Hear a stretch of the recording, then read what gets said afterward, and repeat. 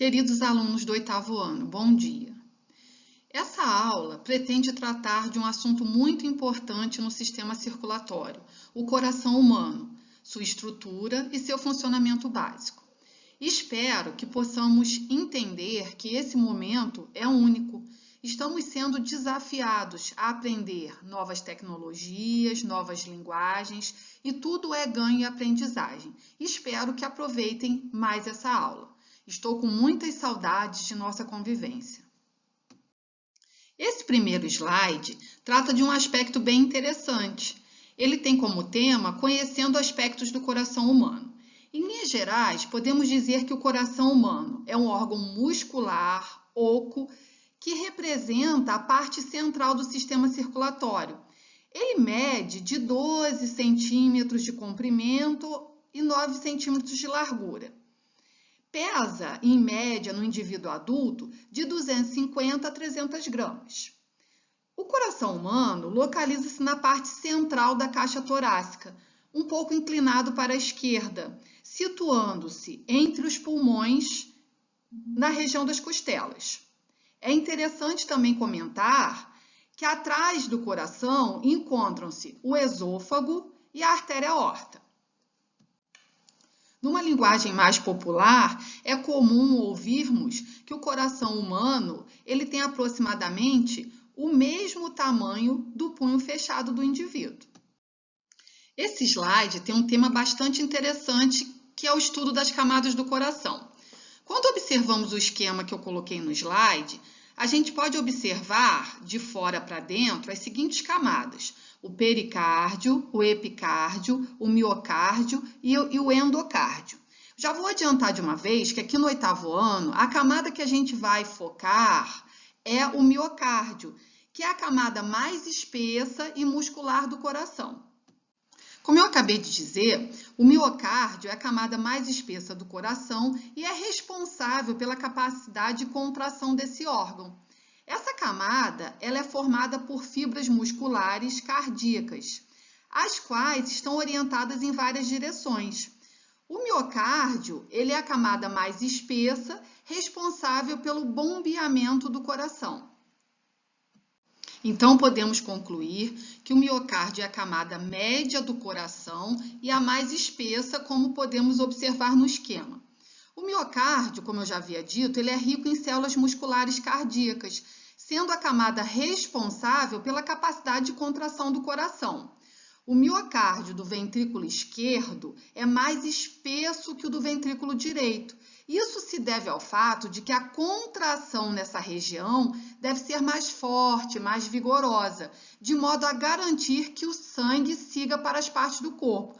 Veremos em slides posteriores e aulas posteriores que esse fato se dá porque o ventrículo esquerdo bombeia para as partes do corpo num tipo de circulação que a gente vai aprender que se chama circulação sistêmica, ou seja, realiza um bombeamento para as partes do corpo.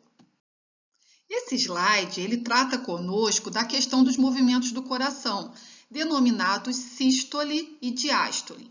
A sístole e a diástole são dois estágios do ciclo cardíaco.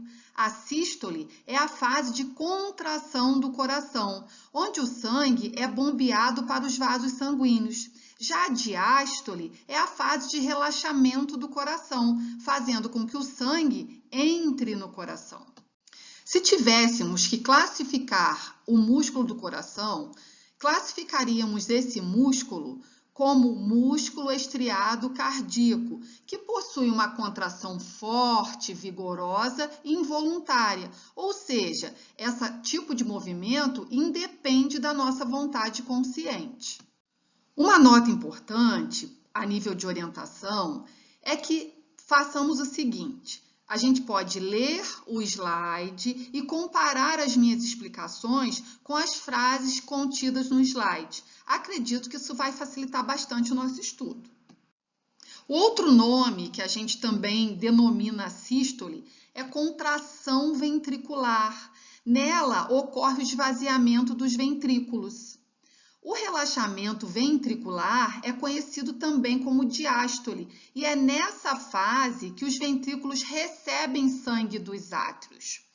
A contração ventricular força, então, a passagem de sangue para as artérias pulmonar e aorta, que estão diretamente ligadas. É importante também frisar que estudamos em slides e aulas anteriores que as artérias são vasos sanguíneos que levam sangue para fora do coração, suportando, devido à estrutura de suas paredes musculares e elásticas, essa força, essa contração forte dos ventrículos. Quando o sangue passa pelas válvulas, há o fechamento das mesmas, impedindo o refluxo sanguíneo para a câmara cardíaca anterior, ou seja, que o sangue retorne, sendo que essa abertura e esse fechamento são regulados pelas pressões presentes no interior das próprias câmaras cardíacas. Como complemento, as válvulas cardíacas são estruturas que formam as válvulas cardíacas. Vocês se aprofundarão um pouco melhor sobre esses assuntos de válvulas e válvulas no ensino médio. Ao examinarmos corações humanos, podemos comparar a parede dos átrios com a parede dos ventrículos. E vamos concluir que a parede dos ventrículos é bem mais espessa que a parede dos átrios. Motivo: o bombeamento de sangue de átrios para ventrículos é pequeno. Já o bombeamento de sangue dos ventrículos é para trajetos bem maiores. O ventrículo direito para os pulmões e o ventrículo esquerdo para as partes do corpo. Por sua vez, quando examinamos os ventrículos e comparamos o ventrículo direito com o ventrículo esquerdo, concluímos que as paredes do ventrículo esquerdo são bem mais espessas, mais grossas que as do ventrículo direito.